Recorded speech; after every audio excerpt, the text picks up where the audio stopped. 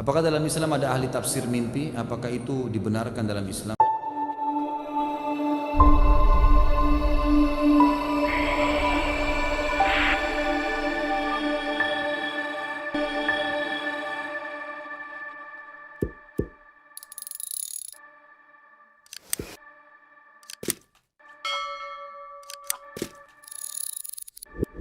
Apa hukumnya datang ke panti asuhan dengan tujuan memberikan sumbangan atau sedekah kepada mereka, lalu memohon didoakan oleh para anak-anak di panti asuhan tersebut supaya hajatnya dikabulkan oleh Allah Subhanahu wa taala?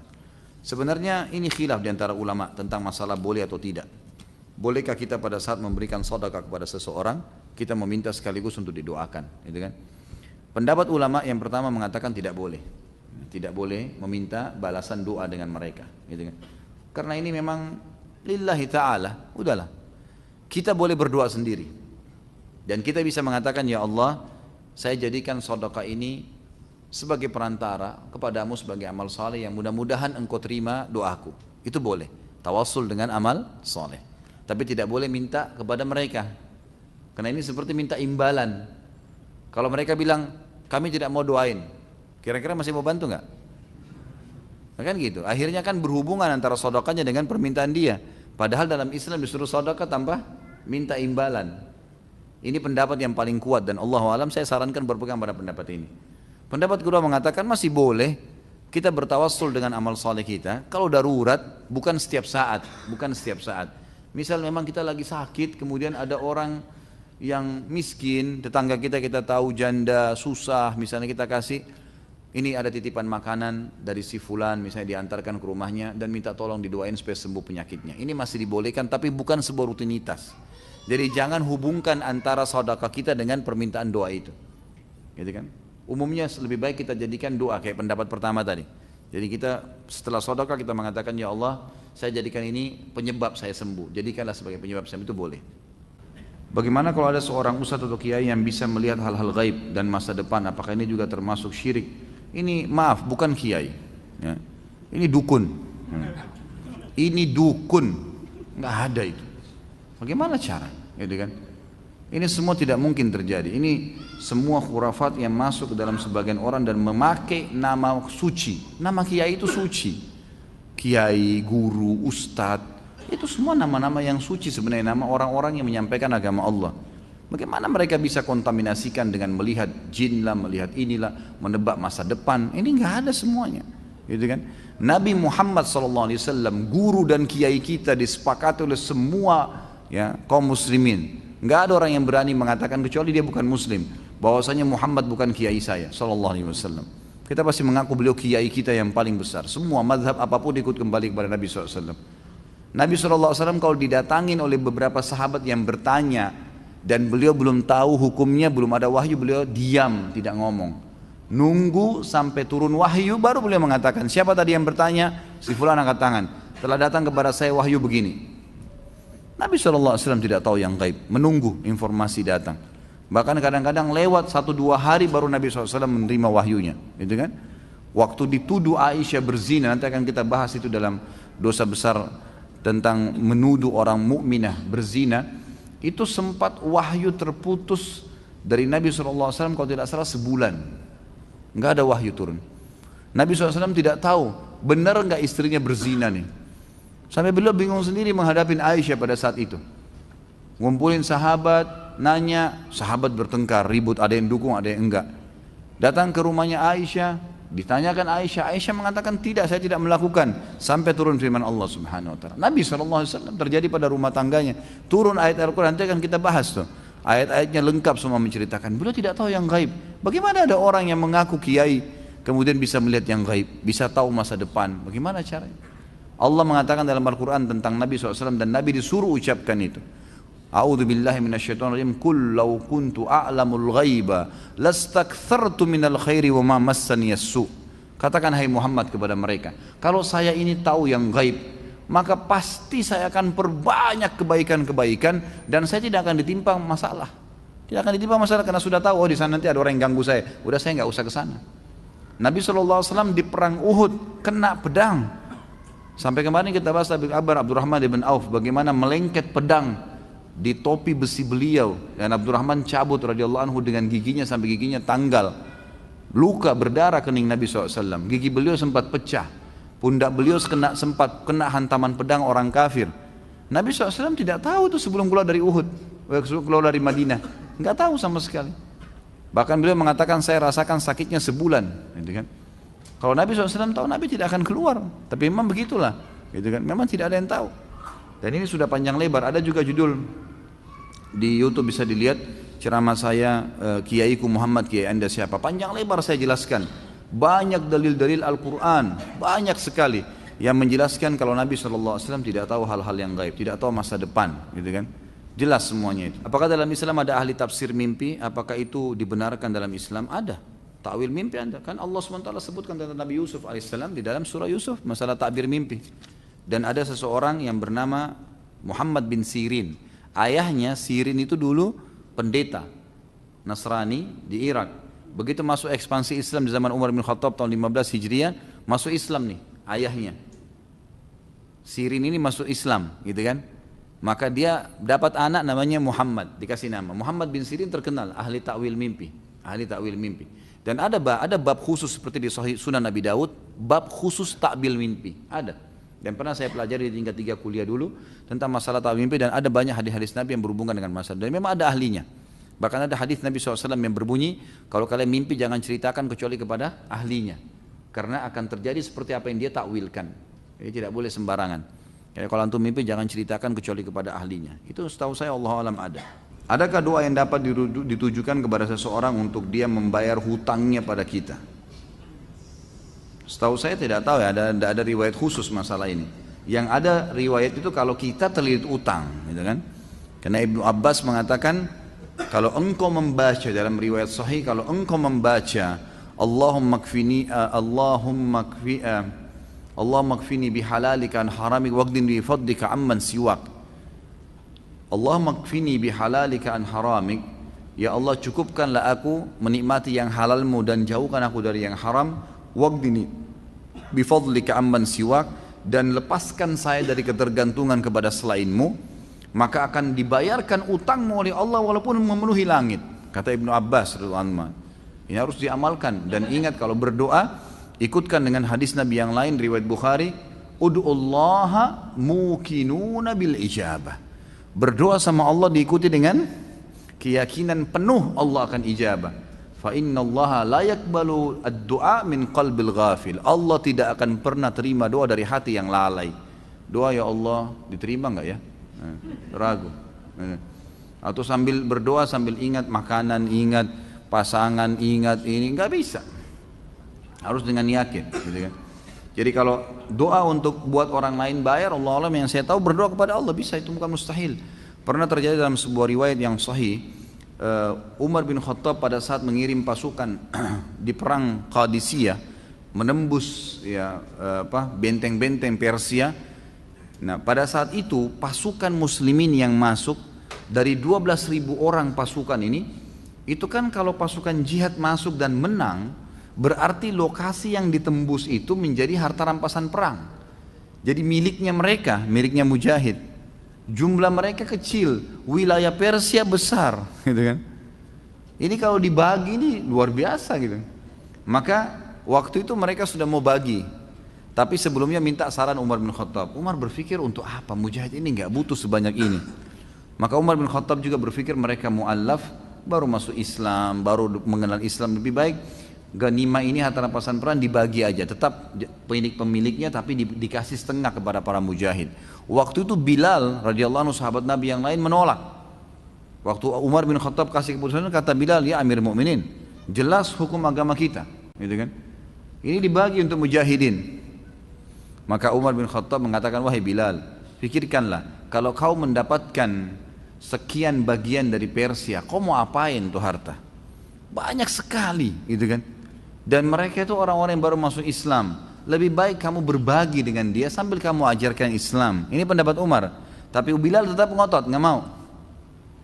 Kata Umar, saya pun meminta tolong kepada Allah agar melunakkan hati Bilal melalui doa malam saya. Maka Umar bin Khattab sujud berdoa kepada Allah di salat malam. Ya Allah, lunakkanlah hati Bilal. Ya Allah, lunakkan, terus begitu. Kata Umar radhiyallahu anhu, pas tiba habis sholat subuh, Bilal datang kepada saya mengatakan, saya ridho kepada hukummu hai Amir Mukminin. Gitu kan? Jadi bukan mustahil berdoa, doakan. Ya Allah lunakkan hatinya supaya dia bisa membayar utangnya gitu kan. Sambil tentu kita muhasabah teman-teman sekalian. Jadi kadang-kadang kita juga ini terlalu banyak, terlalu pintar menyalahkan orang. Tidak bermuhasabah. Apa yang terjadi, sesuatu yang terjadi pada kita, yang paling pertama hisab diri kita dulu. Ada masalah apa saya ini? Jangan sampai orang ini gunjing karena saya pernah gunjing orang. Jangan sampai utang ini mungkin saya pernah utang sama orang saya nggak bayar. Jadi kita muhasabah dulu. Kalau kita sudah tidak temukan variabel kesalahan kita, nah baru gitu.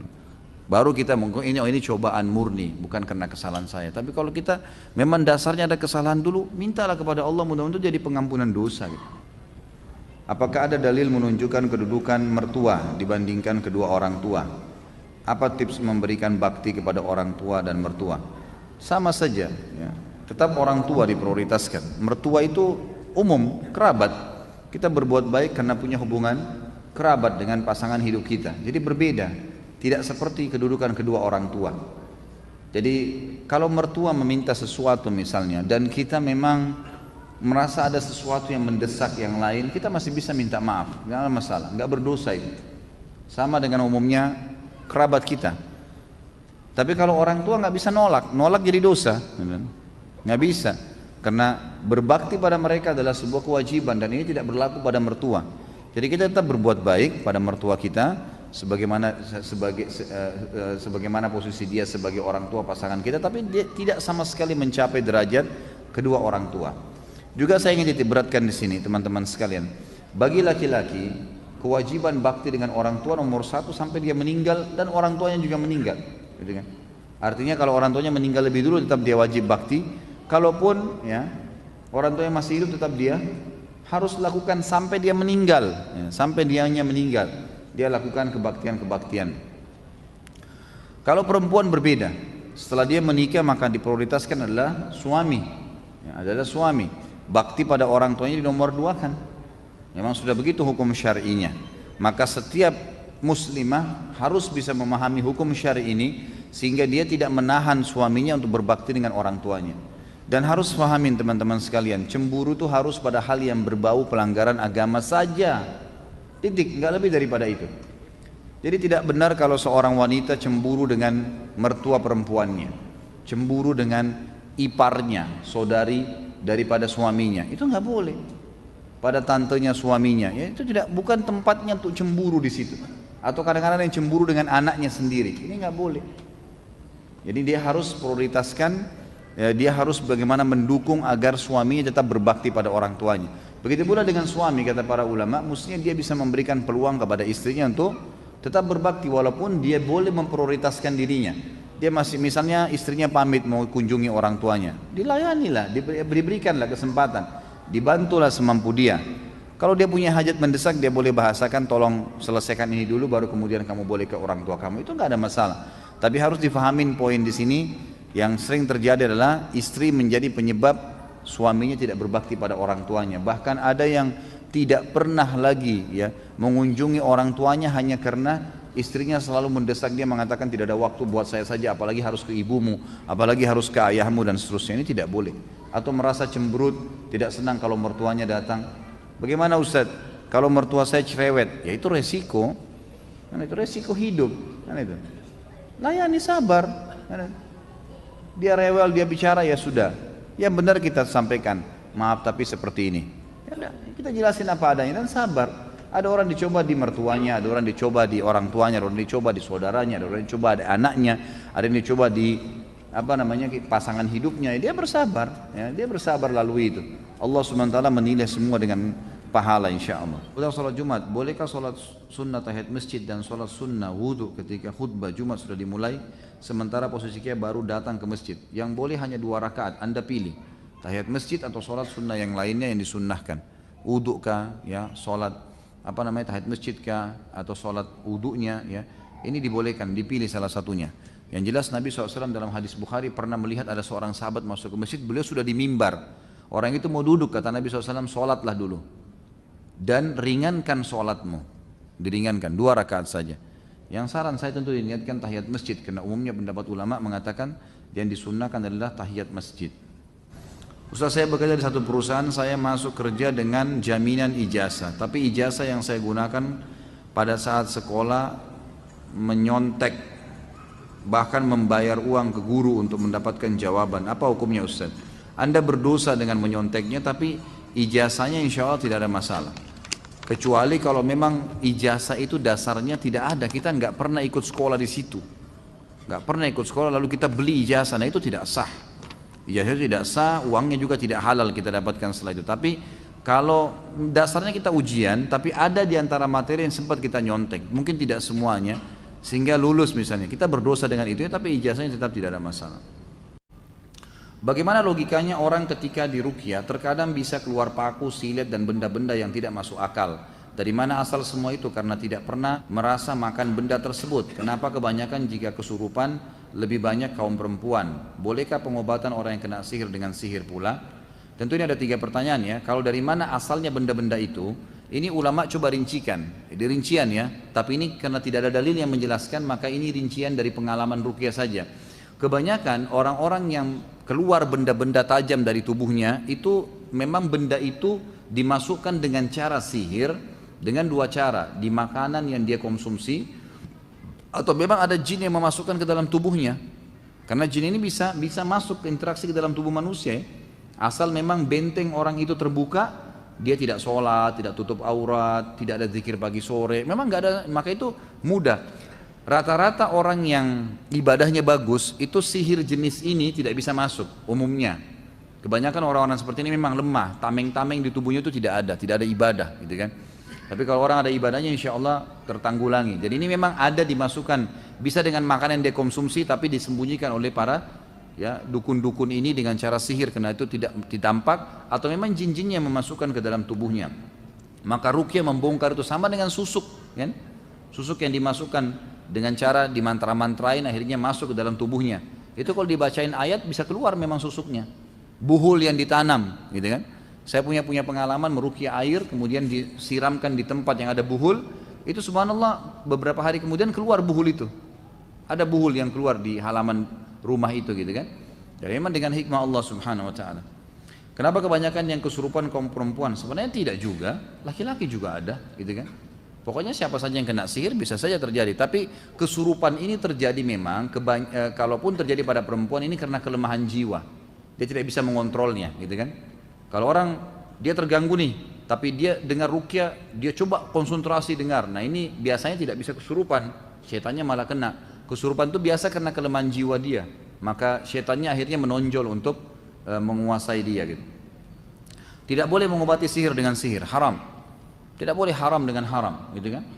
Tidak boleh mengobati penyakit dengan yang diharamkan. Seperti misalnya kata Nabi SAW, Allah tidak jadikan kesembuhan kalian dengan hal-hal yang diharamkan. Kalau ada dokter bilang, Anda sembuh tapi syaratnya minum khamr ini, nggak boleh. Nggak ada ceritanya khamr bisa menyembuhkan misal. Atau menggunakan lemak babi ini, atau obat ini nggak boleh. Jelas dilarang dalam agama. Kata Nabi SAW, Allah tidak jadikan kesembuhan kalian pada hal-hal yang diharamkan. Jadi tidak mungkin itu terjadi. Jadi ini hal-hal mendasar yang harus diketahui. Jadi tidak boleh obatin, apalagi sihir dengan sihir, gitu kan? Baik, ini kena 1 Muharram ya. Ustaz, peringatan 1 Muharram dilarang sampai sejauh mana? Jika 1 Muharram dijadikan momentum syiar Islam, apakah dilarang? Misal akan ada acara gebiar Muharram, lalu diadakan lomba-lomba seperti tahfidzul Quran, adzan, cerdas cermat, Quran dan seterusnya. Apakah tidak diperbolehkan? Syukran. Allahu alam, saya bukan mengatakan pendapat saya pribadi ya, bukan masalah pendapat saya pribadi, tapi memang kita harus kembali kepada pendapat umumnya ulama. Ulama-ulama yang saya pernah belajar dari tangan mereka, mereka mengatakan tidak pernah ada dicontohkan oleh Nabi SAW, padahal Nabi adalah Nabi, utusan Allah SWT. Begitu pula dengan para sahabat, merayakan tahun baru Islam, tidak pernah ada itu. Belum pernah mereka merayakan itu. Kalau kita mengemasnya, mengatakan ya karena alasan kaum muslimin adakan tahun baru Islam, kenapa? Karena orang Nasrani punya tahun baru Masehi kan? Makanya kita juga tarik-tarik, mencontohi kata Nabi SAW, man tasyabaha biqaumin fahuwa minhum. Siapa yang menyerupai satu kaum maka dia akan sama dengan mereka. Jadi kita karena merasa begitu, ada acara hari lahirnya Nabi Isa, kita juga buat acara lahirnya Nabi Muhammad SAW, ikut-ikuti mereka. Untuk apa? Untuk apa menambah-nambah nih? Kenapa kita harus merayakan 1 Muharram? Apa masalahnya? Apa urusannya gitu? Nggak ada hubungannya dengan syariat kita, gitu. Maaf, jangan tersinggung kalau saya membahasakan begini ya. Karena kita kan di Indonesia, setiap orang katanya punya hak untuk menyampaikan. Saya juga punya hak menyampaikan apa yang saya pelajari kan gitu. Sebagaimana ada orang yang sesat menyampaikan segala macam pendapat yang salah. Kita cuma meminta dalil saja. Kembali kepada kemurnian agama. Permasalahannya adalah belum pernah diriwayatkan Nabi SAW merayakan, kiai dan nurul kita tidak pernah merayakan 1 Muharram dengan alasan apapun. Lomba kuda kah, lomba manah kah, nggak pernah ada kan? Nggak pernah ada sama sekali. Maka tidak perlu diadakan. Karena kalau Anda buka itu, nanti tahun depan rayakan lagi. Nanti dari cerdas cermat pindah ke ini, pindah ke itu. Nanti macam-macam terbumbu-bumbuhi lah. Ya kan? Terbumbu jadi macam-macam, jadi kemana-mana. Nabi SAW tidak pernah rayakan Isra dan Mi'raj. Saya mau nanya, siapa itu jin dan siapa itu syaitan? Apa benar syaitan itu lebih halus daripada debu? Sudah saya jelaskan sebenarnya, tapi ya oke lah. Jin ada 3 golongan, mukmin, fasik, dan kafir. Jin yang mukmin sama dengan manusia juga mukmin sama. Mereka tidak akan transaksi, tidak akan interaksi, tidak akan menikah, tidak akan ngobrol, tidak ada urusannya. Seperti kita tidak akan pernah urusan panggil-panggil jin, teman, ajak makan itu nggak ada. Kita tahu hukumnya nggak ada. Jin yang fasik, jin muslim yang bobrok, masih banyak dosanya, sama manusia yang fasik. Sama jin yang kafir. Nah di alam jin ini, jin yang fasik sama kafir namanya syaitan. Jadi semua syaitan pasti jin, tidak semua jin itu syaitan. Di alam jin ada dakwah, kayak kita mungkin ada dakwah, ada jin beriman. Kalau bukan karena iblis sudah minta kepada Allah agar dipanjangkan umurnya, sudah lama dibunuh sama jin beriman tuh. Jadi syaitan itu adalah bagian dari jin yang dipimpin oleh iblis. Apakah pahala sholat jamaah di masjid sama besar dengan jika kita sholat jamaah semisal di rumah atau di tempat lain? Tentu berbeda. Tentu berbeda. Fadilah ke masjid ada sendiri. Kalau di tempat lain tidak ada fadilah melangkah ke masjid. Ya, kata Nabi SAW setiap kali orang melangkah, maukah saya tunjukkan kalian amal yang paling banyak menggugurkan dosa dan meninggikan derajat? Kata para sahabat, tentu ya Rasulullah. Kata Nabi SAW, berwudu di waktu-waktu genting, di waktu-waktu yang malas kita wudhu, seperti mau tidur, gitu kan? Habis berhubungan biologis, mau tidur atau mau mengulanginya dianjurkan wudhu dulu, atau di musim dingin, ya kan? Atau menjaga wudhu, batal wudhu lagi. Ini justru pahalanya besar nih. Dan banyaknya langkah kaki menuju ke masjid, ya kan? Berarti melangkah kaki saya sudah ada pahala. Hadits yang lain juga riwayat Bukhari Muslim, kata Nabi SAW, setiap kali orang melangkah ke masjid, 1 langkah mengampuni dosa, 1 langkah mengangkat derajatnya. Ini nggak ada di tempat lain, harusnya di masjid gitu kan. Kemudian ada hadis yang berbunyi, siapapun yang pergi ke masjid sholat, setiap berjamaah di waktu sholat wajib ya, maka setiap kali ke masjid dapat 1 istana di surga, setiap pulang 1 istana di surga. Ini nggak ada di tempat lain, gitu kan. Tinggal tentang masalah jamaahnya 25 kali lipat dapat pahala itu sama. Itu sama. Karena hadis Nabi SAW menjelaskan sholat berjamaah sama saja mendapatkan pahala 25 kali lipat itu dan diangkat 27 derajat. Allahu a'lam. Jika imam pada saat sholat maghrib pada rakaat kedua lupa tahiyat awal dan makmum mengingatkan dengan kalimat subhanallah, lalu imam turun tahiyat, apakah makmum harus sujud sahwi sebelum dan sesudah salam? Kalau imamnya sujud sahwi, maka ikut semuanya.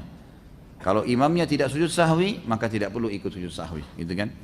Dan sujud sahwi ini teman-teman sekalian dilakukan kalau seseorang lagi sholat, kan sahwi itu artinya lalai ya, kelalaian. Itu kalau antum sudah pindah ke gerakan yang setelahnya. Misal, kita pas sujud, ternyata 1 kali aja sujud, gitu kan? Tiba-tiba kita berdiri, subhanallah, pas kita duduk untuk berdiri ke rakaat yang setelahnya, kita teringat, kayaknya tadi sujudnya baru 1 kali nih. Lalu kita sujud lagi, ini nggak butuh sujud sahwi. Tapi kalau antum sudah sempat berdiri, artinya sudah pindah ke gerakan yang setelahnya sudah sempurna, baru teringat, ini aja sujud sahwi. Ini aja sujud sahwi. Sujud sahwi juga dengan 2 cara. Ada yang dikerjakan sebelum salam, ada yang dikerjakan sudah salam. Kalau gerakan-gerakan yang keliru dalam sholat, lalai, lupa, gitu kan, teringat sebelum salam, misal antum pas rakaat ke-4 ragu, ini 4 atau 3 ya.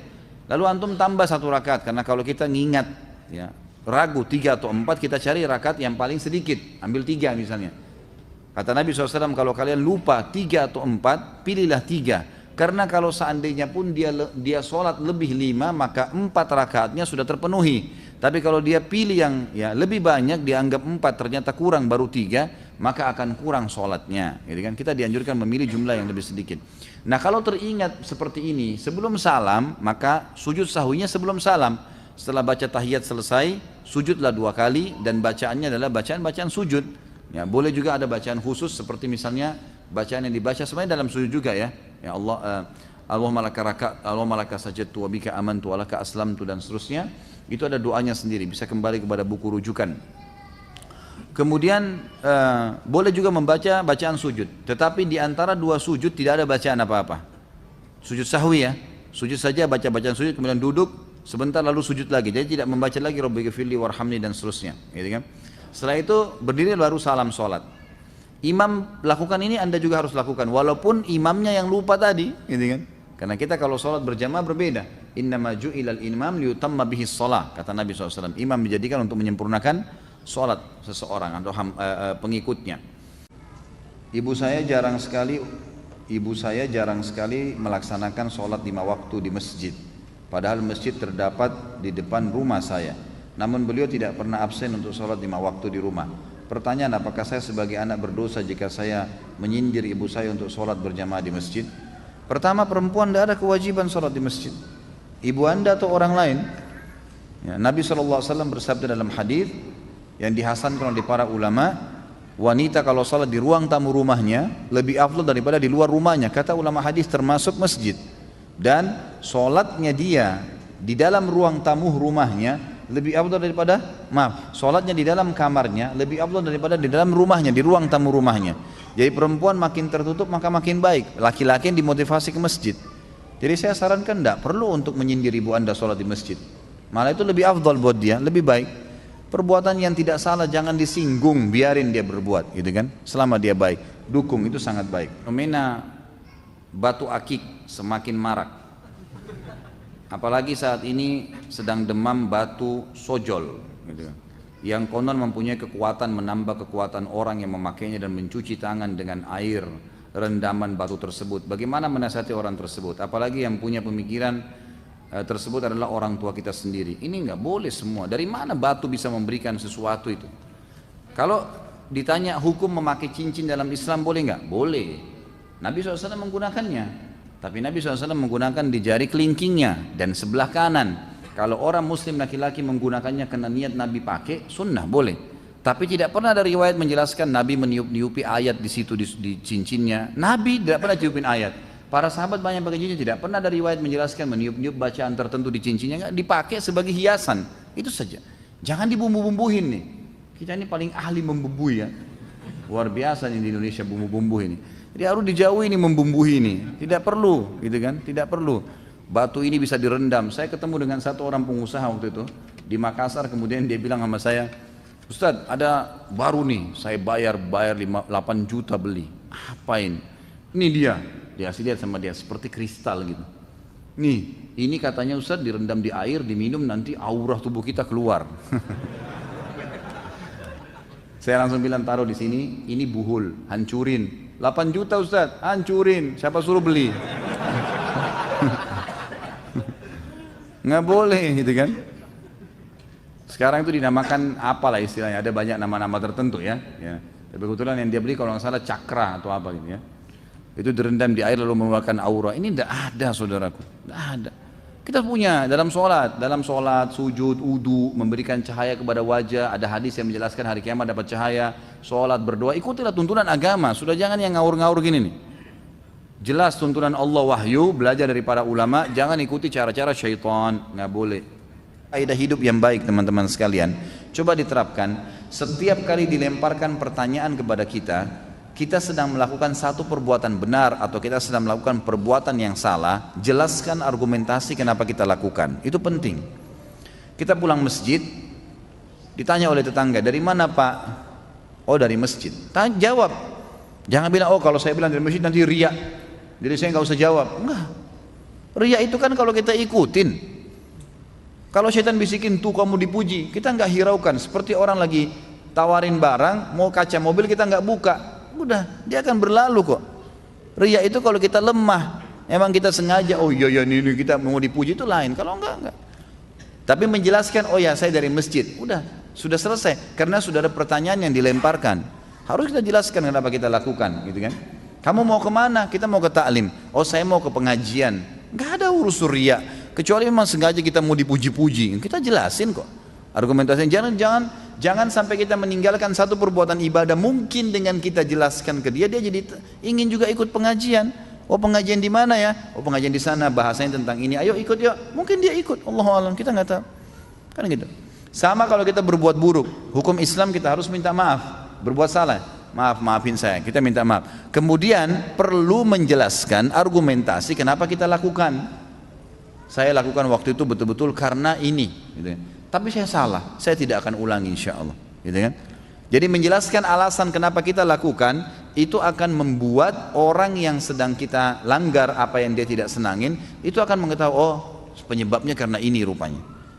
Ambil makanan itu karena saya lapar sekali, saya nggak ada makanan lagi, jadi saya ambil. Tapi saya salah, saya minta maaf, misal, gitu kan? Jadi perlu menjelaskan masalah itu.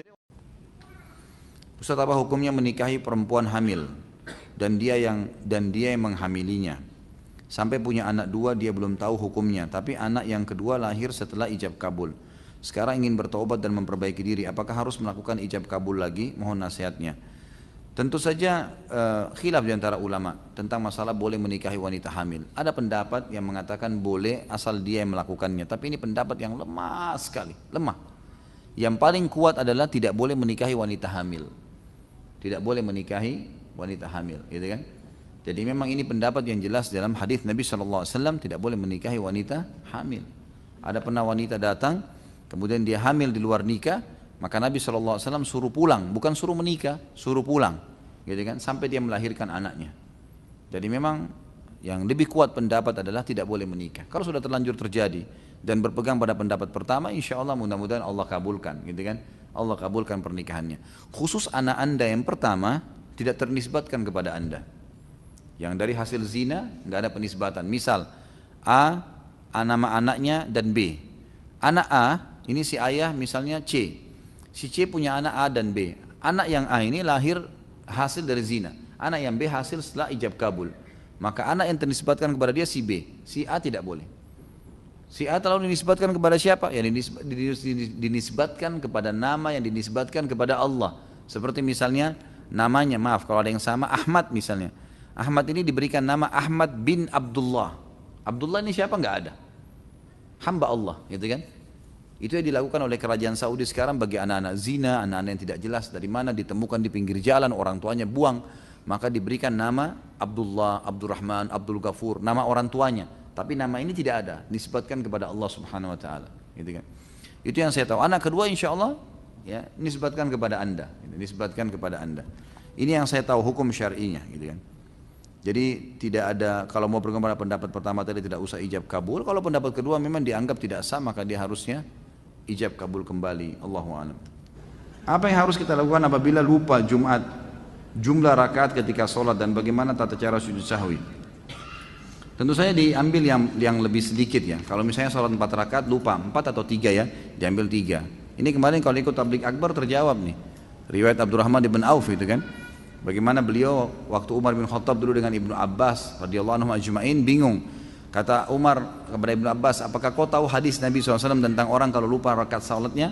Kata Ibnu Abbas, tidak ya Amir Mukminin. Di zaman khilafahnya Umar. Lalu kata Ibnu Abbas, apakah anda punya informasi? Kata Umar, tidak ada.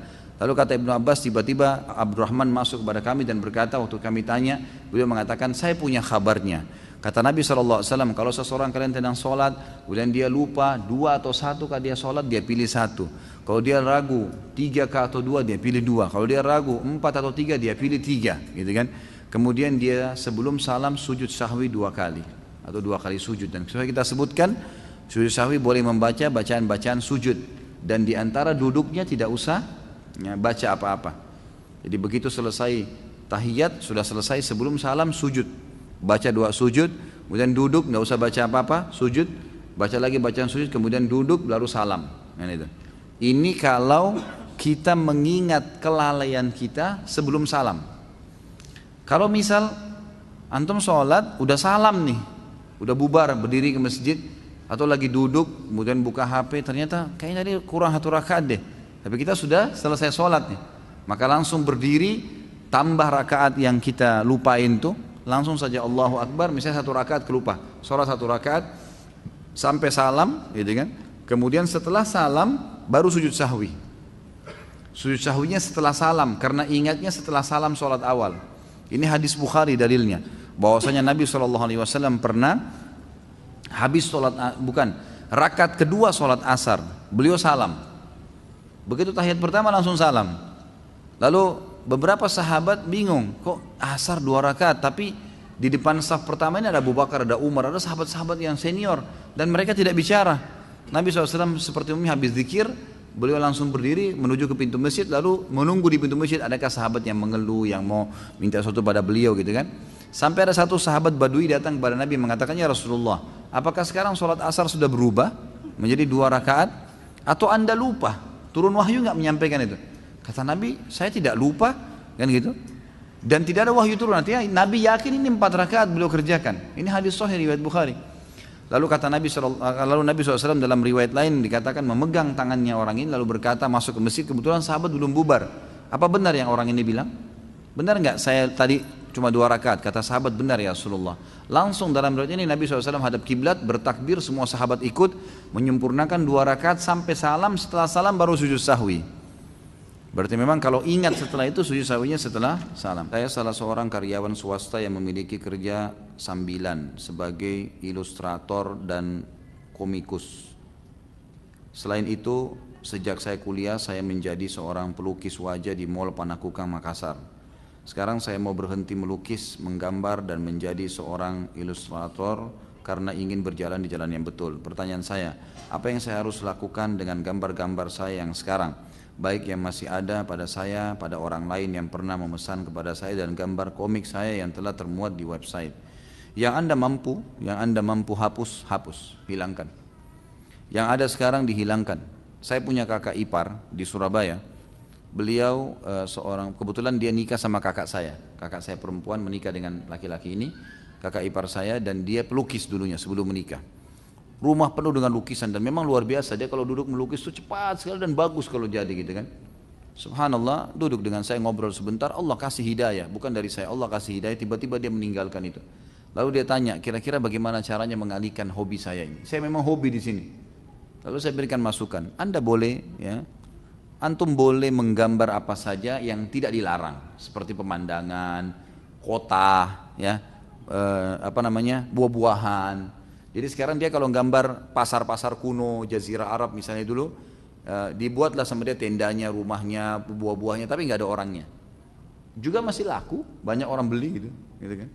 Ditinggalin sama dia. Lalu dia alihkan terampilannya ke kaligrafi, tulisan Arab, mulai dialihkan kepada hal-hal yang positif. Jadi hobi yang ada masih bisa, kalau masih bisa dikemas secara syar'i, dikemas secara syar'i. Yang tidak boleh ditinggalkan. Kalau yang ada sekarang di tangan Anda usahakan untuk dihilangkan. Kalau bisa diganti, ya, dialihkan kepada hal yang boleh, bagus. Kalau yang sudah terlanjur terjual, bertobat kepada Allah Subhanahu Wa Taala, gitu kan. Dan kalau ada yang di tempat-tempat lain yang masih, pokoknya intinya masih bisa dihapus di website, di tulisan, di aset yang disimpan atau apa saja.